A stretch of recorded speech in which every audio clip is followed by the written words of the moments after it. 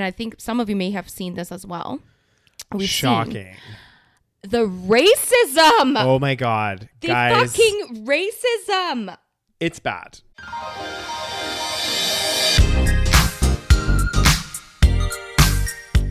Hi, and welcome to the SaVeg podcast. I'm Rose, also known as Cheap Lazy Vegan on YouTube. And I'm Daniel, one of your favorite guest stars on Cheap Lazy Vegan's YouTube channel. We're two friends who love to talk about the latest trending topics. So get comfortable and join us while we give our SaVeg take on just about everything. You are currently listening to the previous episode of this podcast, but if you would like to listen to this week's episode and get some exclusive content, go over to patreon.com/thesavagepodcast.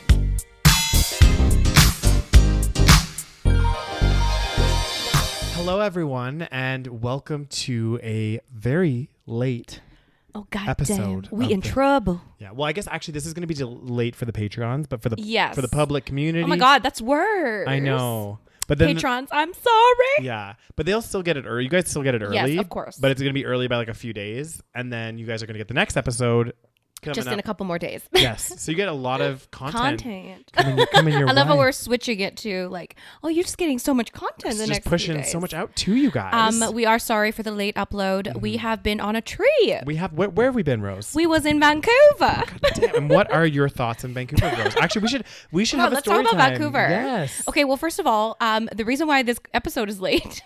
Oh yeah. Oh God. Okay. Oh my God. Well, the story is basically, guys, to be fair, well, I feel like I'm pretty good at saying no to shots. Yeah. Not to alcohol, okay? But to shots, I don't like doing shots.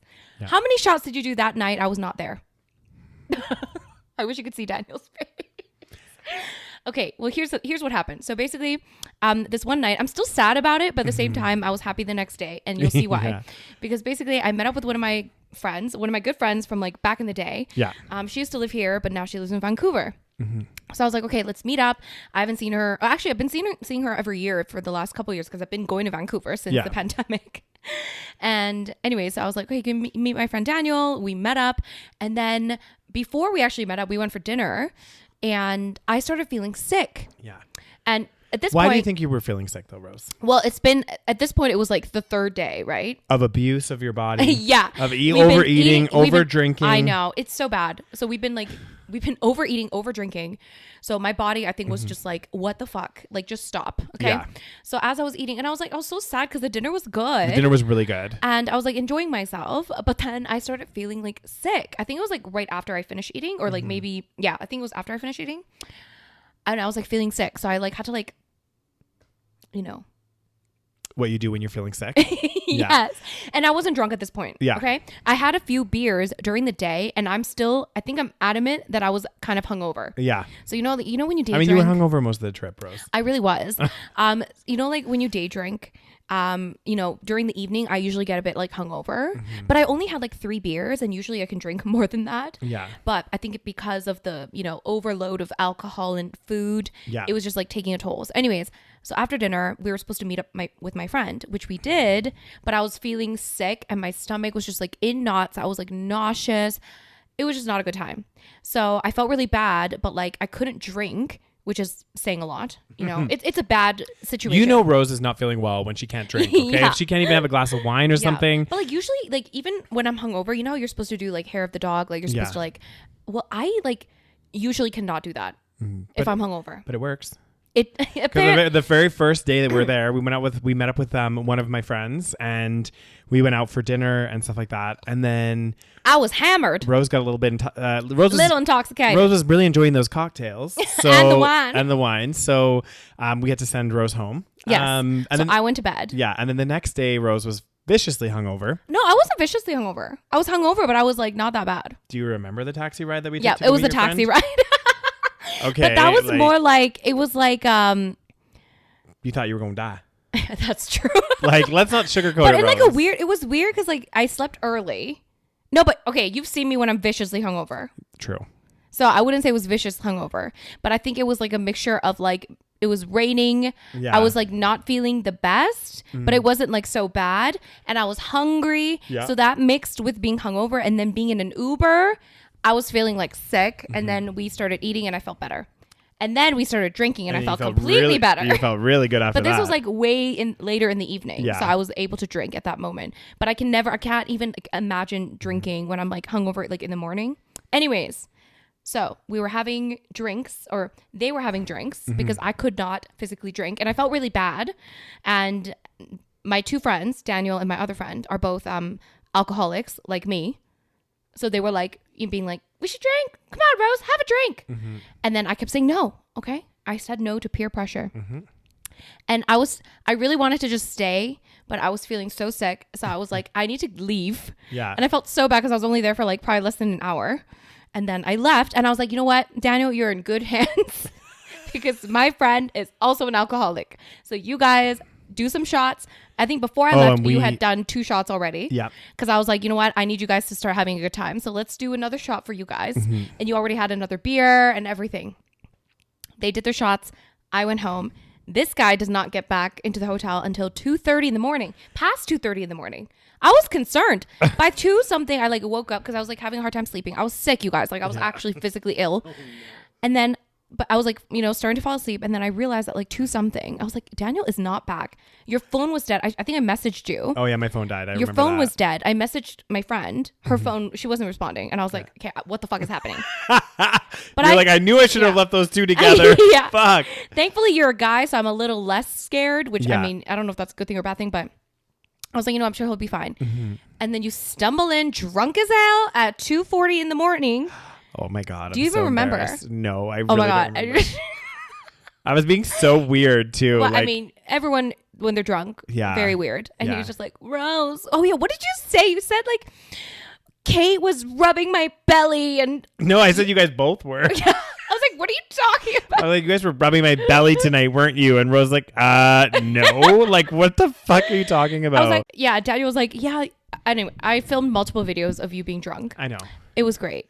And then you were just like, and I kept, because Daniel has a snoring problem. Have we talked about this? Okay, we don't need to out me on the podcast. I think we've done it already. But no, but this is part of the video. This is part of the story. Okay.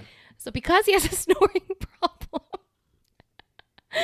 he has to, every time we're like sharing a room, okay, he has to wear a mouth guard, okay? Any human being sharing a room with you you have to wear a mouth guard. There. So because the mouth guard kind of like stops the snoring. Well, it doesn't fully stop it, but it helps. Okay. It helps a lot actually. So I was like, you know what, Daniel, go to bed, but first please put on your mouth guard. And you would not put it on for the longest time. I was like, Daniel, I'm not letting you sleep until you put on your mouth guard. And I'm like, gonna try. Rose, I don't want to put it on. I don't know where it is. I want sushi. Anyway, who am I, Rose? Shut up.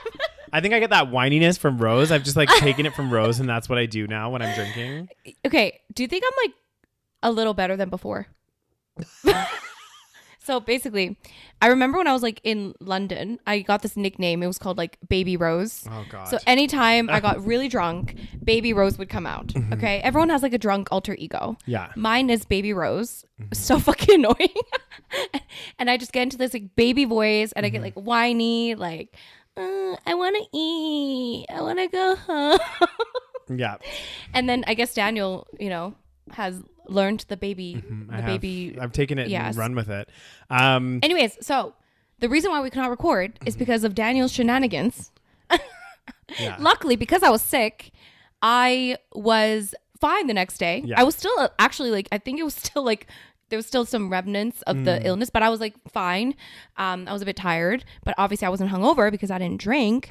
But Daniel was viciously hungover. And I'm really sad because we went to like a really good pizza place. I'm so sad because you were so hungover. I actually felt really bad. I was like really sick. So I was like, Daniel, because we were going to record the podcast in that morning, okay? Because we had to check out of the hotel that day. Yeah. So we're like, let's record in the morning and then we'll just walk around or whatever. And then Daniel's like, I don't think I can do this.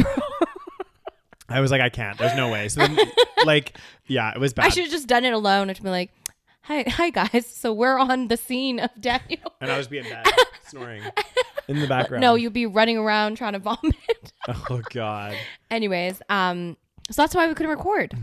And that's why I'm thankful that I was sick that day in a weird way. but I wanted to have fun with you guys too. So I was kind of sad, but. Yeah. So Rose, what would you say from all the food that we ate? What was your favorite? Oh, in Vancouver. Yeah. Okay. So the thing with Vancouver is like, it's weird because I feel like the vegan food scene isn't as good as you would expect. Like some stuff is like really, okay. So what did I really like? I do really like Virtuous Pie. I've been there before. This was the second Virtuous time. Pie is really good. That's when Daniel was hungover and I was sad, but you still liked it. Yeah. And then what? Oh, so Virtuous Pie is like a vegan pizza place, by the way. And I also liked Mila a lot. Oh yeah, Mila. Yeah, Mila was really good. You guys, if you're in Vancouver, try Mila. It's like a fully vegan restaurant, and they have like really good vegan sushi. Yeah. And what else was like a highlight there? Ogenki, which one was that one? the vegan sushi that we ordered to the apartment. Oh no, I was talking about in Mila. Like what was the dish that was really good? Oh, I'm trying to remember what the highlight was because it's just like all blurring together. I just we got know it a was lot good. of different things, but yeah, everything was really good, and I tried it last time as well. And then, Ogenki sushi. Oh my god, So good. so good. Yeah. I think I've learned the secret. You know what I'm gonna buy? A torch, Torch. like a cooking torch. Oh, to Guys, sear things. Yeah.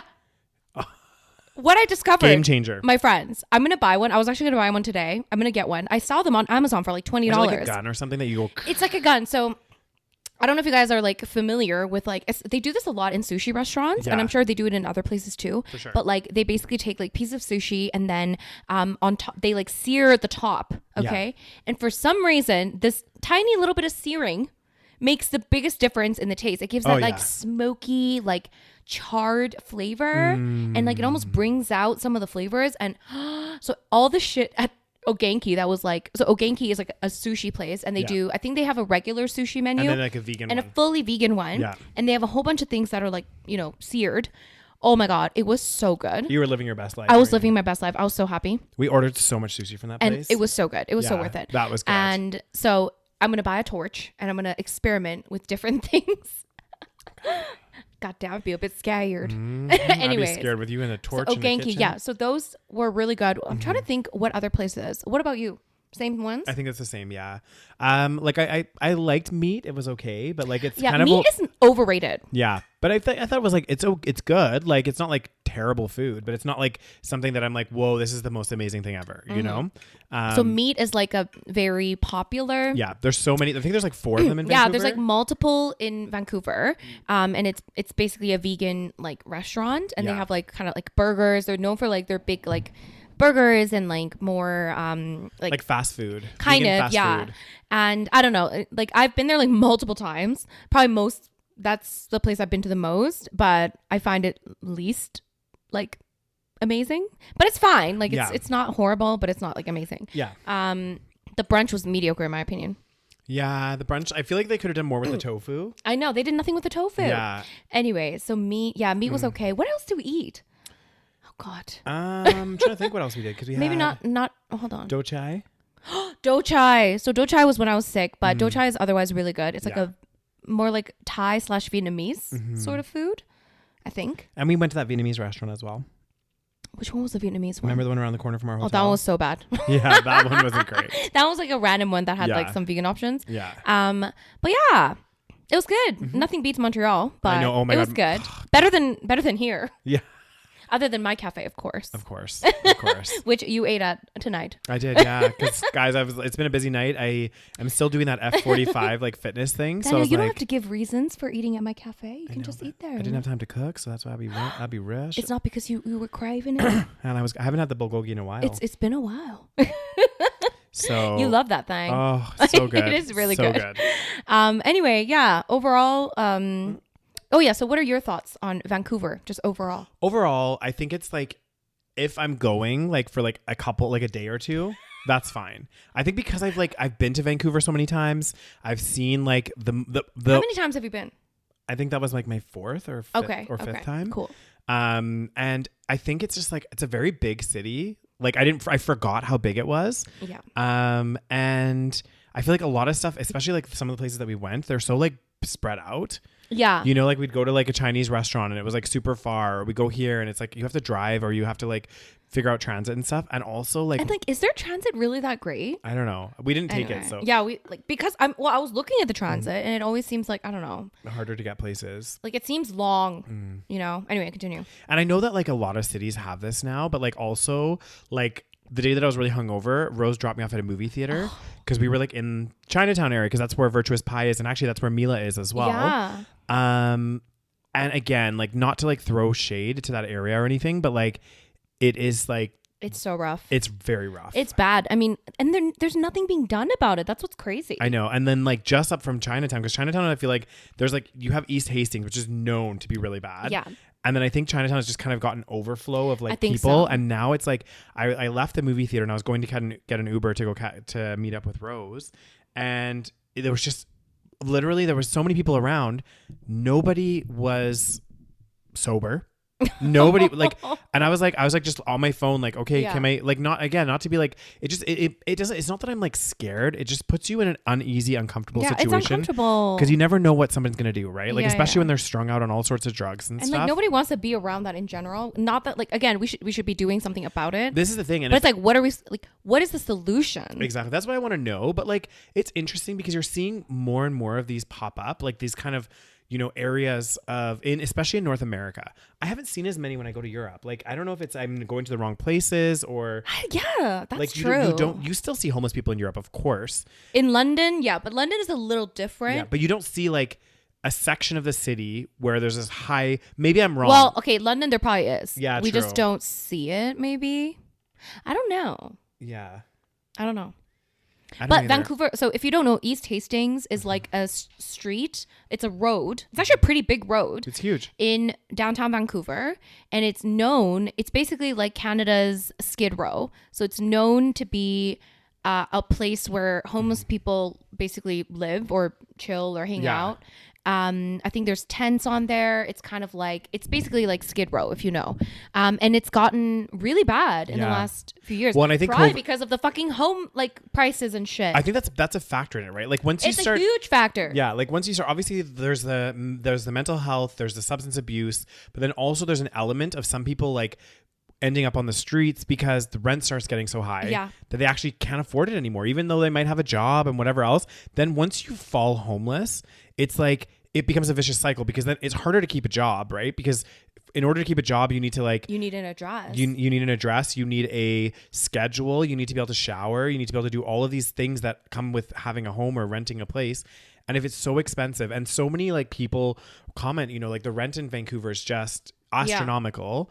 Unless you're like, I'm sure if you move further out and stuff. And then once you end up on the streets as well, I feel like it's easy to fall into like substance abuse. I think so. The reality of your life is like starting to get really like scary. Yeah. It's so sad actually. Yeah. I don't know. Yeah. Vancouver and the substance abuse problem in Vancouver is really bad, especially as well. Well, I read a little bit about it because I was like really interested because I was like, why is it this area? Why is it so bad? Yeah. And I heard like part of it, obviously there's multiple reasons, but of course. Apparently, and this is why in the States they think that things are getting worse as well, is there's this like, they call it the new drug or whatever, but like it's been around for a while, I guess. Fentanyl? Yeah, fentanyl is like taking over and it's like even more addictive than like heroin and all this other stuff and like super deadly and you know, dealers are lacing it with stuff and it's just causing so many issues. They're lacing drugs with fentanyl. Yeah. Not, because I don't think people usually take fentanyl. Maybe they do. I don't know. No, I don't know. I don't think they do because they said like they showed a little thing where they're like, okay, this is like how much fentanyl. I saw this thing a while ago. I'm like, this is how much fentanyl will kill you, and it's like literally 4 grains of salt. Oh, God, that's crazy. Of this drug. That's why so many people have been dying in like the last. I don't know. I remember hearing about this like a few years ago because when you buy drugs like from whatever source, you don't know where it's coming from, and a lot of these drug dealers, like, I'm sorry, but they have no fucking soul. Like they don't. I'm sorry, but like to put like fentanyl to save some cost, like knowing that that's gonna kill people, like that's crazy. But like knowing that you could overdose, like not all drug dealers, I'm sure there's some nice drug dealers out there, okay, but like you know, the fact that it's an illegal business, you're gonna get some shady ass people that are willing to do whatever. So they've started lacing like coke and like heroin with it. Yeah, I think so. I don't know, but like they definitely lace like, coke. Yeah, it's like stronger, right? Like so. Sure. If they cut it in like a little bit of it, it makes the save whole so much money. Yeah, and the experience, and it's cheaper. It's actually cheaper to buy than the other It's drugs. a lot cheaper. Yeah. So that's why people have been lacing it. So they've had like a big fentanyl like problem where even just like, you know, regular people that, not that, you know, anyone deserves to die from this, but like people that might just be doing the drugs for the weekend, like not all the time, but because they get a bad batch, they die because of fentanyl overdose. Like it's fucking crazy. It is crazy. It's like really scary. That's why you gotta legalize drugs. I know. The thing is, I can't remember exactly what I had watched. Like this was a while ago, but it was talking about how, I think it was Portugal.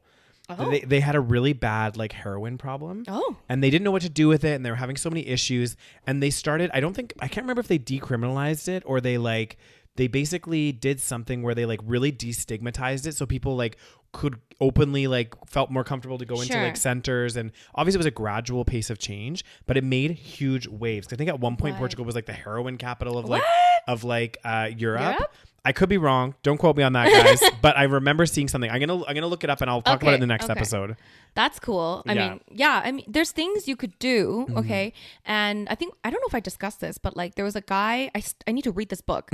There's a guy that was like on a podcast I was listening to, and he wrote a book about drugs. It's called like I can't remember. Drug something. Okay. His name was Dr. Carl Hart, I think. So he wrote this book about like drugs and drug use, and just like basically he's a proponent of like decriminalizing and legalizing all drugs, because he says that the main problem, first of all, he's not against he's like, yeah, I do like occasional heroin. Like he's like, he himself is like, yeah, you know, sometimes I'll use like occasional whatever. He says that most of the time, like the stigma is like, he thinks like certain drug, like even people that are pro drugs usually are like, okay, but not heroin, not meth, right? Which, I mean, I'm still like kind of like, you know, I'm still like, oh, heroin, meth, like that's scary. Because they're highly stigmatized. Yeah, but then like I think I need to read this book, but he makes some points about how like usually it's all of the factors combined that makes it like, you know, addictive and bad. And like I don't know, he just talks about how if we legalize it and decriminalize it, which those two things are apparently different, because decriminalizing it is not necessarily legalizing it, right? Because decriminalizing is basically being like, it's still not legal to sell, but you're not going to go to jail for like using it or something, but it's still not legal to sell it. Whereas if you legalize it, that's like what we have with weed right now, right? We can buy weed in the store. But yeah, there's so many reasons as to why like it's bad for it to be like illegal and criminalized. And this is an example, like fentanyl. So many people could have been saved if we didn't have, you know, cocaine being illegal. Anyway, I also think too, like a part of it, and like, I don't know, I could be wrong, but I think when you legalize something, there does remove a certain stigma.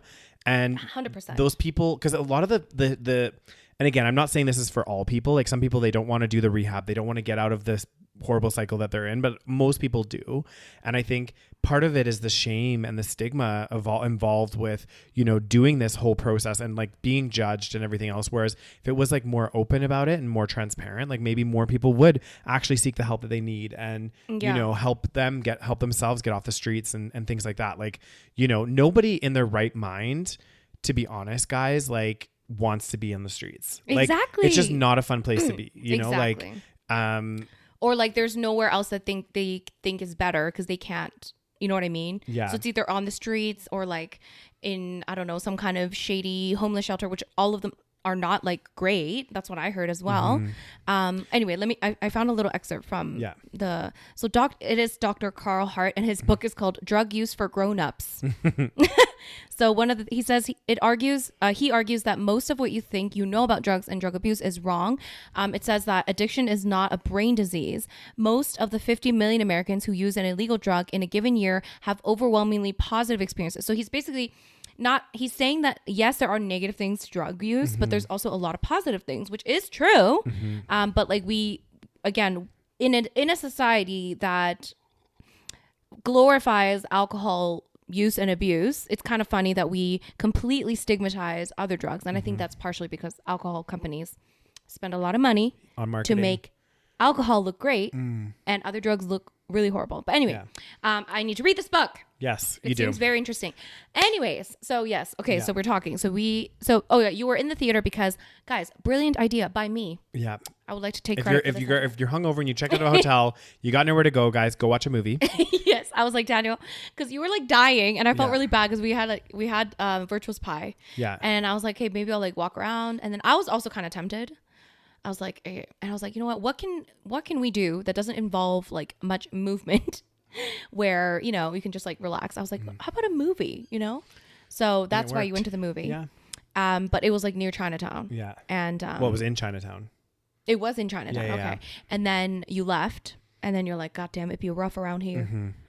Yeah, it's kind of shit. Like, what are they supposed to do? I know. Well, this is it. Like, what can? Anyway, they need to give housing. I think that's the first step. Mm-hmm. They need to give affordable housing to people. Just put them in homes. That's the first thing. And that's what I heard. Because then that way, it's easier for them to get a job and so on and so forth. Yeah. But you know that takes money, and maybe the government doesn't want to spend it, which is kind of fucked up. Which is crazy. It is crazy, this like contrast. And I feel like this is with a lot of cities now. It's like you have this. Especially Vancouver. Yeah, especially Vancouver. You have this area that's like really, really bad. Like it's gotten like, because we like. Even in the US and everything, yeah, it's gotten bad. It's gone bad. But the second you like go up the street from basically where this area is, all of a sudden you're in this other area, which is like Chanel, Dior, like Holt Renfrew, all of these like really expensive stores that like I can't even afford that shit. It's crazy. And you have this like huge contrast, and you have like you walk a little bit further and there's multi-million-dollar condos, and there's all of this, and just on the other side of that is this huge crisis that's like not being dealt with. And it's so sad because I feel like Canada, we've like kind of we've prided ourselves. Yeah. We've prided ourselves in being, and we are still a little more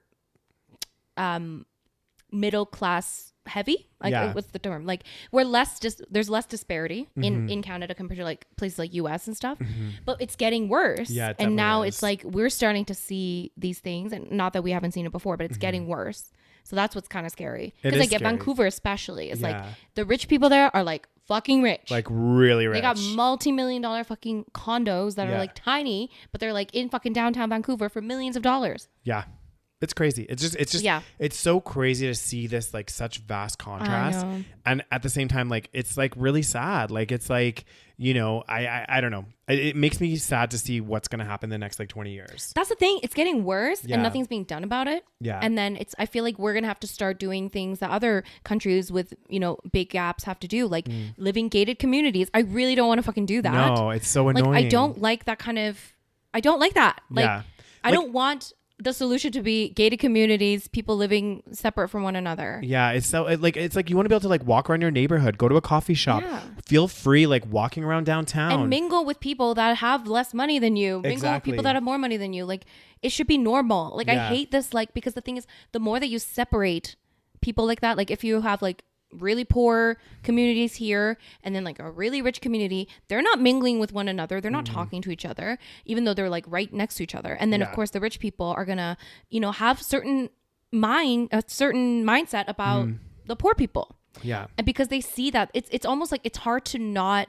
judge, right? Because you're like seeing that, you're like, oh, like they're like strung out on drugs, like you know. And then when I read things about Vancouver, like a lot of things, people are like, oh, there's just a bunch of junkies. And it's just like, like it creates that, you know, I don't know, that negative stereotype all over again. Yeah. But then it's also it's also hard not to judge in that way.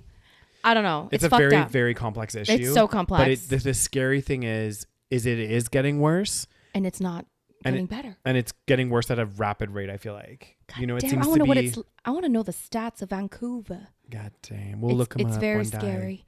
Anyway, guys. God damn. So Vancouver, great. Yeah. So anyway, I feel like it's a nice place to visit for like a day. Go for a nice bike ride. What did we keep saying? I was like, if I'm going with work, then I'll go. No, but also we were there for 3 nights and it felt so long. I felt like we were there for like a month. I was like, oh my God. By the last day, we're like, we have an entire day still. Because we had booked the flight early morning Saturday. So we had all day Saturday kind of. And then we had Sunday all day. And then we had Monday all day. And then our flight was on Tuesday, but it was like in the evening. It was a fucking long ass time. Okay. Yeah.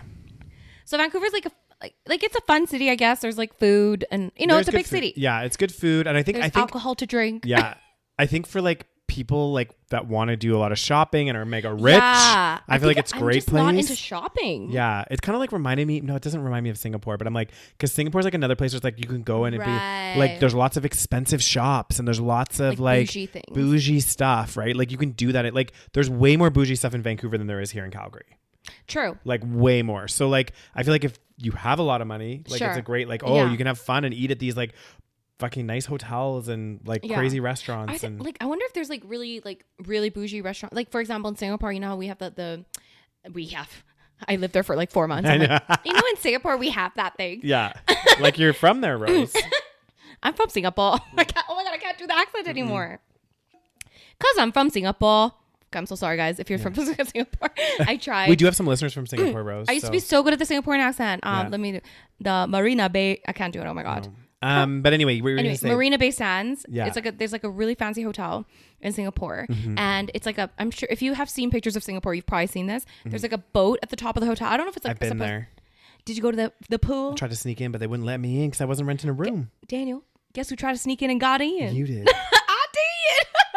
They're probably so sick of people doing that. Oh my god, they probably have upped the security because they probably should, because I definitely snuck in, like me and like 4 of my friends. Yeah. On my last day in Singapore too, it was like the perfect. I was so happy. I was like, oh my god, because we're like students. We're like we're not gonna be able to afford like a $400 stay. Yeah, I was backpacking. I was like, I ain't shoveling out for that kind of. But it's so cool. I loved it. So I wonder if Vancouver is something like that. Like that would be cool. Yeah. Like for me, like the shop, I'm willing to pay.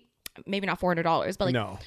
I would pay a little more for like a bougie experience, maybe, but not for like special. Shopping. Yeah. Exactly, it would have to be something like literally I'm like swimming at the top of a hotel boat on the top of 3 things in Singapore. Yeah, yeah.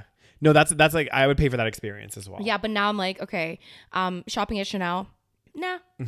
Yeah. Anyway, yeah. So those are my thoughts of Vancouver.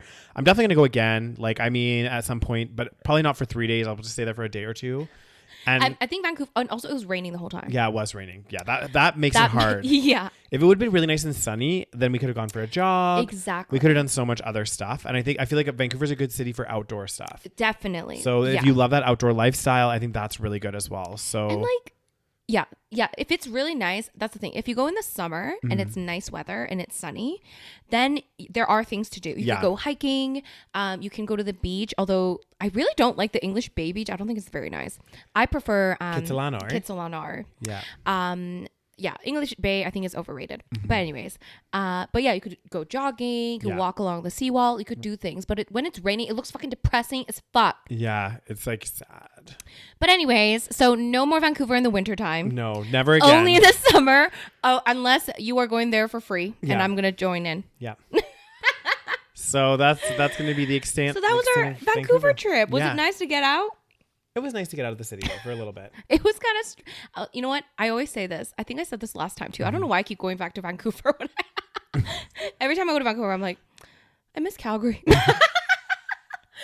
But it makes you appreciate. It does make you appreciate your hometown or your home city. Just like appreciate routine. Just like being in the. God, is it bad? Like I'm creating like routine. You're getting old, Rose. I'm getting old, guys. Soon you're gonna stop traveling. No. I'll go to places that are actually interesting. Let's hope there's not too many Vancouver listeners. Listen. No, Vancouver. I'm sure you guys. It's a good. I'm honestly, if you came to Calgary, you'd be like, "What the fuck, Rose? There's like nothing to do here." I did like that. There's like way more people. There's more vibe. There's definitely more vibe. There's more shops. Yeah. Okay. There's just more things. Okay. So there's definitely like more places to eat at, more bars to check out. Yeah. I'm sure in the summer there's more festivals. Like great, but like this is my review of most North American cities. Though they're all the same. They're all the same because, my parents made a good point there. You know how like before back in the day, like European, architecture, very unique, very different. They have a certain, I think there's a lot of reasons behind why we don't really do that anymore. Capitalism is probably one of them because that kind of architecture takes like forever to build. Yeah. And it's like, and also it was built on like slavery and stuff. Anyways. Yeah. I was going to say there's many reasons. Yeah. But at the same time, also another point that they made is like back, even in like Asia, for example, you have to only use certain things that are available in your like local area kind of. So if you don't have like, I don't know, fucking lumber, like, or you know what I mean? Like you use what is available. That's why, like, for example, like towns in the UK, for example, they use a lot more like brick houses and stuff. There you go. Whereas like here, a lot of our houses are wood. Sure. So that's what makes like kind of each specific place a little more unique.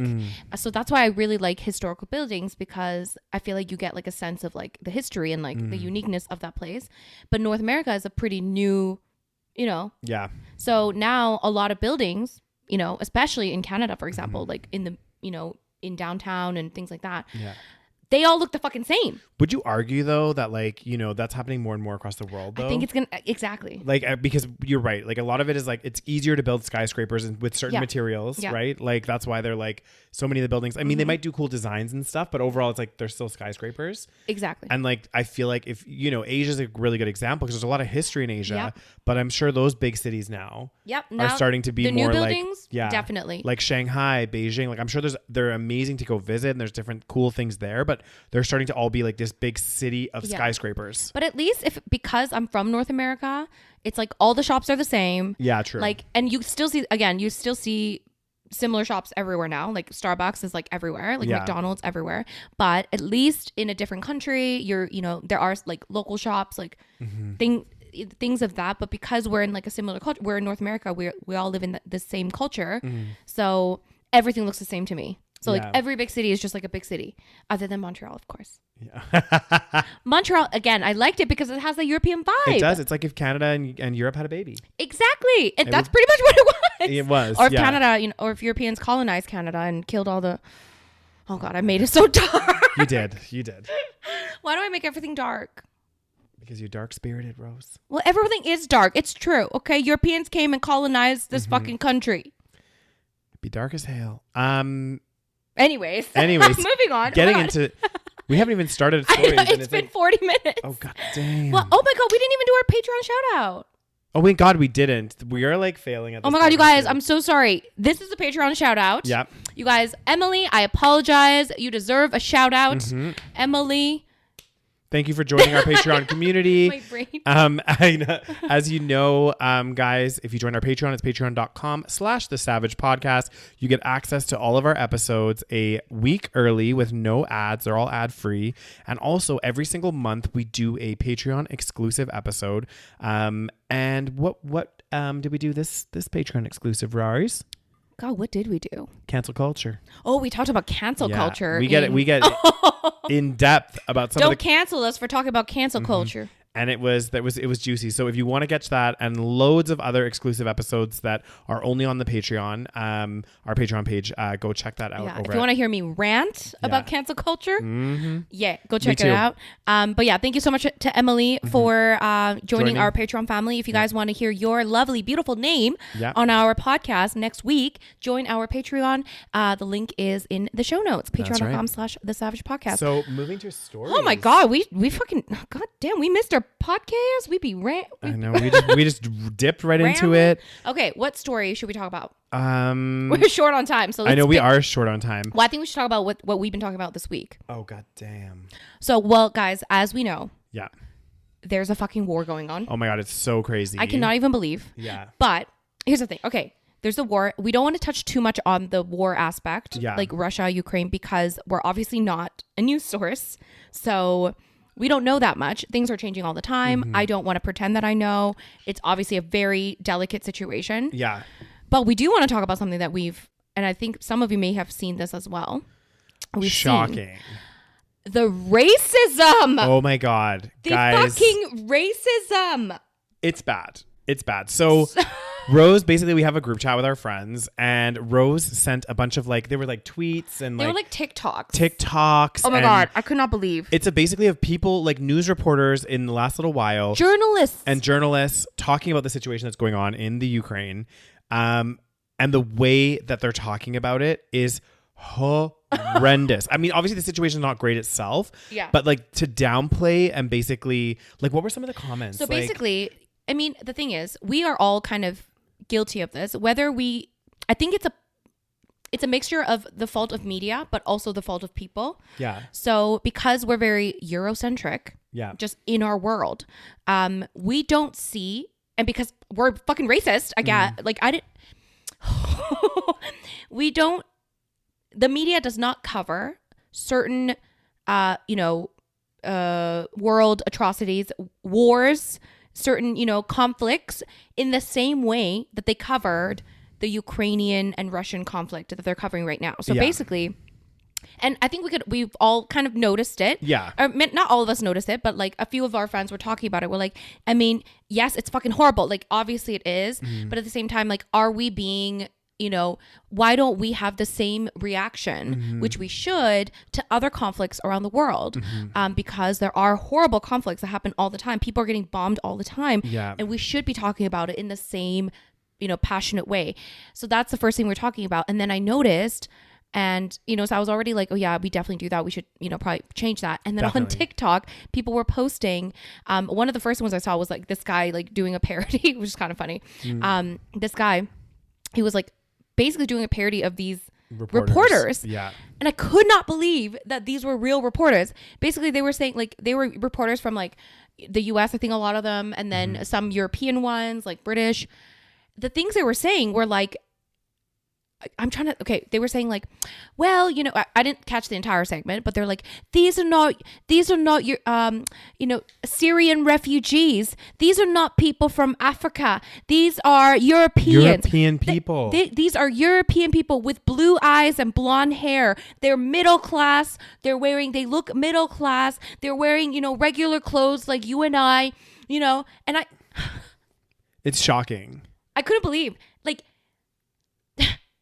the number of times they said, these are Europeans. Yeah. These are Europeans. But it wasn't These are not Syrian refugees. Exactly. And the worst part is, though, it wasn't just like one clip that you sent us. I saw like 10. It was several. And it's like, you guys honestly do this on your own. Because like, I haven't actually been watching the news that much lately because it's depressing as hell. Yeah. And sometimes I don't want to go down that dark tunnel of global news, which I probably should because it's important to know what's going on. It's so depressing. But it's honestly like, the more stuff that's happening, the more I'm just like, oh my God. But I know, anyway, I'm actually scared. Yeah. But anyway, check this out. I'm sure you can find it on TikTok or something. There are so many of these videos of news reporters talking about this exact conflict that's going on and being like, saying these horrible comments. Like, this is not like conflict that's happening in like Africa or like in different countries.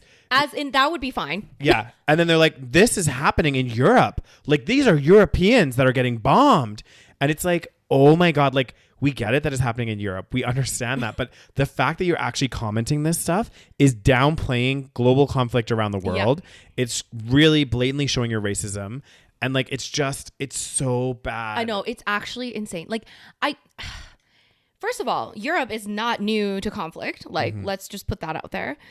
I can understand if you're saying like, oh my God, it's happening so close to us. Like, I get that. But the way they say it is so racist. Like, I know. Like, I'm careful about calling people racist, but it's actually so But racist. it's blatant racism. Like, I couldn't believe it. And then some of them would say like, oh God, I can't remember. It was like a Bulgarian or Romanian president or somebody was like saying something about how, oh my God, I saw this. You know what? That video, the one that I sent you with the lady that did the segment about this, I was like, you go, girl. What is her name? I'm going to find the segment. I can't remember her name, but she did this like whole segment about the racism in the media right now. And basically, hold on, Ukrainian. And basically at the end, she read out this quote from one of the European presidents.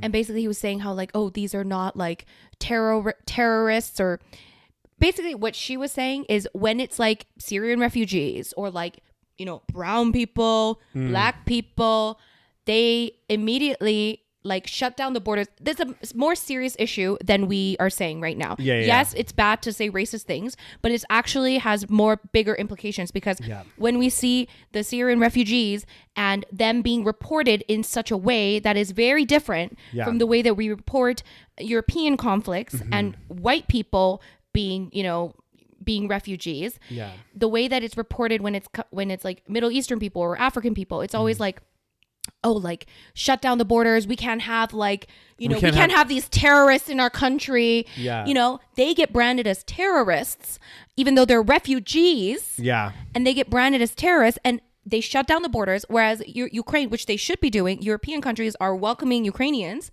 into their countries because they're white. Like that's literally the only reason. And that was her point. Her name, I need to find the segment. So it's by Gravitas. And it's called Western Media's Racist Reportage on Ukrainian Refugees. Yeah. Fucking iconic video. You need to watch it. Yeah. Anyway, so that one is the one where a reporter is actually doing her job and like calling out the which they should. I mean, the thing is, I'm kind of glad. Like, I feel like this, because honestly, I'm probably guilty of this too. We're all guilty. Like in a sense, like growing up and being exposed to the media that we did get exposed to growing up in Canada.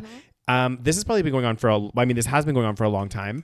But I think because of you know, us developing or, you know, becoming more, not woke, I don't want to say woke, but becoming more aware. Now now to us, it's cringe, right? Like maybe had I seen that segment when I was 5 years old, maybe I would have been like, maybe, you know, maybe, who knows? But like, because we're like older now and we're like looking at this stuff with like a little bit more of like scrutiny and stuff, you start to see and you're like, oh my fucking God. It's so like, bad. This is honestly, guys, like you need to watch some of this stuff. Like I was shocked at the videos you sent. Yeah, I couldn't believe it. I was like, this is actually like, I don't get what the news, like how the news companies and reporters and journalists that were going in there, like how they could feel doing that. You know what I mean? Like saying those comments, like, and like, what's the point of saying that too? I was just like, first of all, that's not even like like that's not even reporting on the news. Like you're just saying you're like, these are not like, what the fuck? What is the purpose of saying that, right? Because you could just be like, oh, these are, you know, Ukrainian refugees behind me. They're, you know, going to, you know, like, oh my God, what a bad situation. Like, what is the purpose of you saying these are not Syrian refugees?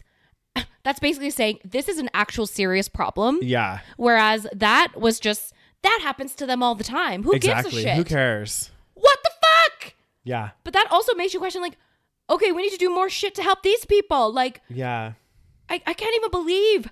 I know. I'm actually like, that's one thing that's been really, really disturbing about this whole, I mean, the whole situation's not great either. Like Russia doing this and whatever else, but like, oh God, it's so bad. The whole thing is bad. Yeah. It's messed up. Yeah. And they're saying like, there's like really potential, because they're like, some people were saying, oh, like, you know, like the US and some of the countries, they need to start stepping in now. But then they say that if they step in, there's gonna be a nuclear war. I know, that's the thing. They're like, oh, but Russia does have nuclear power, so like, and they probably have a fuck ton of nuclear shit. I know, it's so fucking scary. I heard, and I don't know if this is a true stat, guys, but I heard that there was like, I can't remember how many times, but they were like, you know, when there was that whole like Cold War, obviously between US and Russia, and there was like a really tense time for a while. Yeah. Why we can't just get along? I know. This is my thoughts exactly. And then they started like basically stockpiling nuclear weapons, both the US and Russia, and probably other countries as well. And then there was like a comment at one point, and I don't know if this is still true, but they were saying like, in the world, we have so much nuclear power that we have enough nuclear bombs that we could like blow up the whole world multiple times. Daniel, I can't sleep at night. Oh God, I know, it's so fucking scary. That is so scary. Yeah. So what is the solution? We just all get along. Well, what they've said, and again, guys, I don't know if this is a solution. I don't know if this is going to work. But what they've said, because nowadays, especially now, the world is so intricate and so reliant on every single country in a sense of trade, in a sense of like, there's no real, I don't think there's any country nowadays that exists in, except for maybe North Korea, but Korea. Yeah, that exists in its own like. But even North Korea has some, you know. It has some trading partners for sure. Yeah. It must. Well, Russia is probably like a partner. Exactly. So there's very few. Russia's fault that fucking Russia and U.S. fault that Korea is North Korea and South Korea. Oh God damn. But anyway. But like, yeah, but they're like, this is like, anyway, what I was trying to get with this, with like all the intricacies and stuff. So what the countries have said that they want to start doing, because obviously there's that worry about the nuclear stuff. Yeah. They were saying, well, okay, let's hit them where it hurts. And we're going to start taking steps to do like economic sanctions. We've already started doing that now. Yeah. And there was like a big story about how, I guess the global banking industry uses something called SWIFT. Yeah. Which is like a way to banks send messages and can wire money to each other and all this stuff. And there's talk, I don't think they've done it yet. Maybe after this episode gets released, guys, they have, but there's talk that removing Russia from the SWIFT messaging system. So like they wouldn't be able to trade with Russian banks. And then people are like, you know what? That's one way to do this. But then also think about all the like innocent people in Russia. That's the thing. That like, you know, maybe work for an international company. So they said there's like so many knock-on effects, right? Like there's innocent people in Russia that work maybe for a US company or something like this. Now they're probably not getting paid. You know what I mean? There's so many other like things where it's like they're cutting Russia off. And then there's going to be like downstream impacts for those citizens that like probably aren't even behind what's going on. Yeah, for sure. Like a lot of Russians are against this war. Exactly. So it's not like about Russians versus Ukraine. It's like about Russian government. Yeah. You know, wanting to fucking take over Ukraine. Yeah. I don't know the full fucking details, but it's like just it's crazy. The thing is also, as we discussed this like off air and off air. I love that. And I was saying how like, yes, the thing is like there are going to be sanctions and there are already some sanctions, and sanctions, I'm sure they will help. And at this point, I can't think of any other solution. Yeah. I'm sure other people have ideas. I don't know. Yeah. But like with sanctions, it's the thing is, it's not like Putin is like a fucking idiot, right? I'm sure he knew sanctions were going to come. Oh yeah. He's fully aware. So they stockpiled, it's probably. not exactly. So it's not like he's going to be like, oh, there's a sanction. Okay, stop the war. Never mind. Like it's going to take a very long time for like, maybe not a very long time, but it's going to take time for sanctions to be effective enough. And can we wait that long? Like, I don't know. And so what's his goal? He wants to take over Ukraine. And then the problem is if he does take over Ukraine, what's next? He wants to take over more countries. Yeah. And that's what's fucking scary because if he has fucking nuclear weapons, God fucking, like, what are we supposed to do? I know. It's fucked up. It's so sad. I don't know what's going on. I can't even believe this is happening. I feel and I also feel bad that we only can't believe it's happening when it's happening in Ukraine. Yeah. That's another thing that I feel bad about. Just everything. But also I really do truly think that it's a lot of it's to do with the way that it's been reported. Yeah. The fact that we just don't see the news in the same way. Yeah. And it's even like the conflict itself is magnetized, Exactly. right? Like it's everywhere. Whereas shit happens in Syria, we do see it. Yeah, but it's not to the same level. It's not like the same Definitely not. impact, you know, all of this stuff. So it's definitely crazy. I do have a really, really uplifting story to leave us on. And I'll just read it out to you, Rose. Hopefully this will cheer you up. So basically, UN report has warned the world has a rapidly closing window to address climate change. So just to end on a happy note, guys, here. Listen to this. I guess they published a report recently, the UN, the United Nations. This as well. Fuck our fucking lives. 3,500 page report. No. Story. Guys, this is the world we're in right now. Oh my god. So guys, pandemic is over. Just in time for World War III. Yep. And the climate collapsing. Exactly. Basically, this whole like 3,500 page report is basically saying, you know, that there's going to be catastrophic damage if we do not do something literally right now. Which, you know, I'm pretty sure this war is definitely distracting people. Yeah. So things aren't going to change. That's the thing. Basically, we're fucked.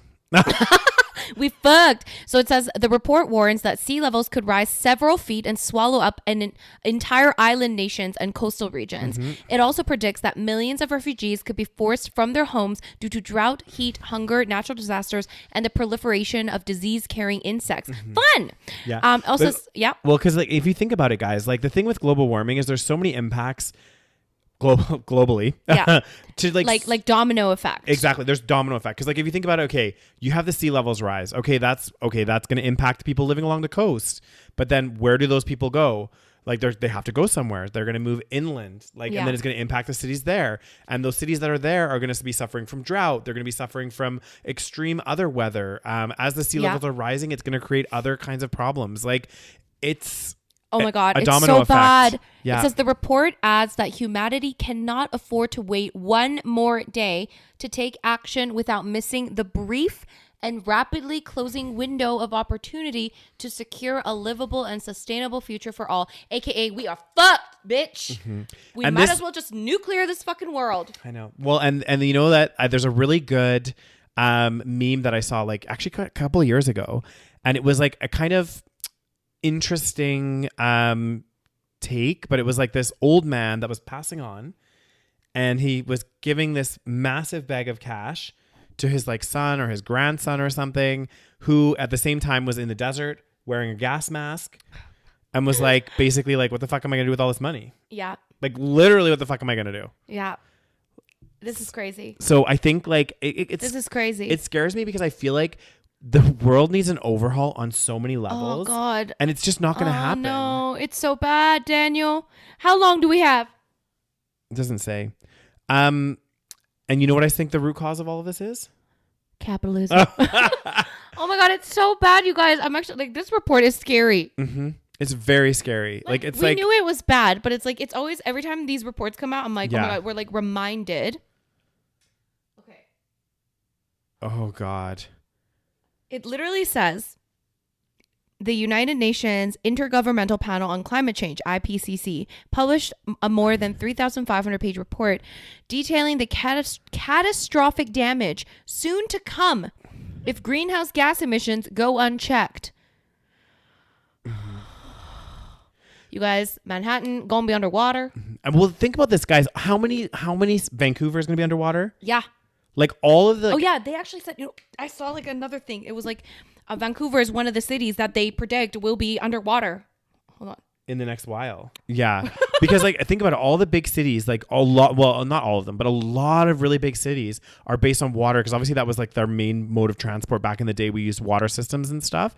So like a lot of cities on the coast, like think of San Francisco, think of New York, think of, cities all in Asia, think of cities in Africa, think of cities in all over Europe. Like there's so many cities that are on the coast, and big cities, like capital cities, like beautiful cities, not so beautiful cities, just shitloads of cities. And if you think about it, I don't know what the stat is, but imagine the magnitude of people that would impact. Let me read you this to, end on a even more positive note. A positive note, guys. A new research study has highlighted the 36 cities that will be underwater due to rising sea levels and frequent flooding within the next 80 years. And Vancouver made the list. Yep. Research is based on elevation maps, and it compiles the 36 most populated or visited cities around the world that will be the first to be impacted. Study suggests that some of the locations on the list are already being impacted. Vancouver cracked the top 20. Mm-hmm. It highlights major landmarks from each city that will be underwater in the next 80 years. Hundreds of millions of people, we're talking 226 million, would be potentially impacted in just these 36 cities.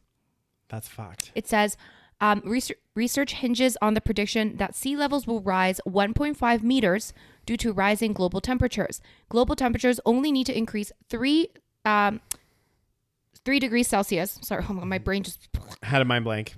3 degrees Celsius for the predictions to pan out. Mm-hmm. And our current rate of increase, this could take place within the next 80 years. God damn. Let me see what other cities. Oh, God damn. It'd be scary. Come on. I can't believe this. But Vancouver is the only Canadian city to make the list. Yeah. At least Toronto's not up there. I'm surprised Halifax isn't there, because Halifax is like on the ocean. Yeah, I'm surprised. Yeah. Maybe it's depending on like how big it is. Yeah. Guess what's number 1? Tokyo. Oh my God.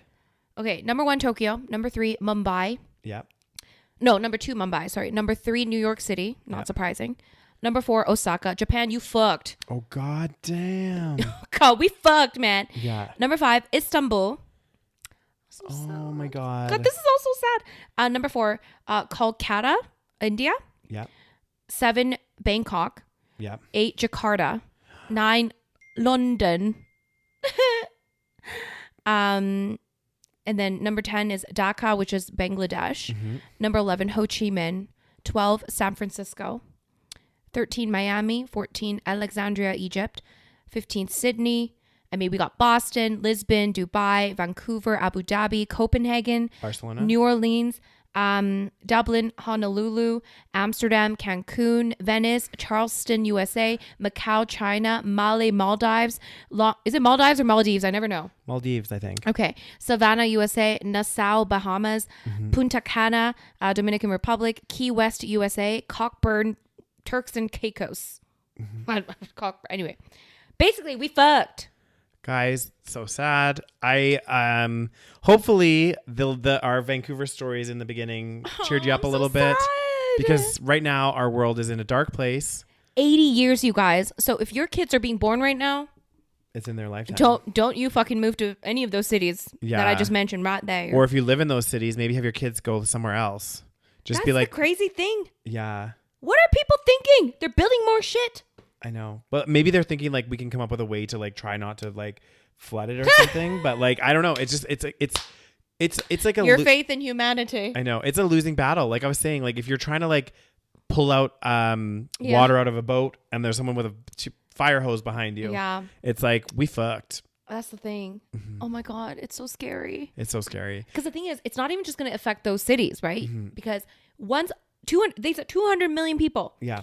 That are going to be affected. They have to move then to like other cities. Yeah. That's going to drive up costs for other cities. There's going to be a shortage of resources. Yeah. It's going to cause potentially more wars over, land and resources. Yeah. We fucked. Anyways, that concludes our guys. And on that positive note, hopefully you enjoyed our later episode of cynicism and optimism for the future. Us bringing so much positivity. Yeah, bringing positivity and joy to all of our listeners this week. Hopefully next week maybe we'll have a few feel-good stories as well, just to kind of balance out. In 80 years, we're all going to be underwater. Balance out the depression. But guys, thank you so much for watching or listening. If you're not already, let's say you're watching this on the YouTube. Don't forget to hit that thumbs up. Give us a comment in the comment section below. Show us some love down there. Let us know if you think it's pronounced Maldives or Maldives. Every time I'm confused. Yep. And make sure you subscribe to our channel if you haven't already. Tell your friends, tell your family about the positivity in the podcast of our podcast. This feel good moment, Check us out on if you are listening to us on your favorite podcast platform, hit that follow button. You get updated as soon as there's new content. Hopefully not as late as this week, guys. We'll be better. We'll try to be better. And then as mentioned earlier, if you're not already, check out our Patreon at patreon.com/the SaVeg podcast, where you get all of the content a week earlier than everyone else, or a few days if we're hungover in Vancouver. Yeah, that's true. Or a few days. It's always ad-free content on there, guys, which is a plus. And also we do an exclusive episode every single month for the Patreon. Yeah. Thank you so much, you guys, and we will talk to you guys in next week. My throat hurts. Thanks guys. Bye.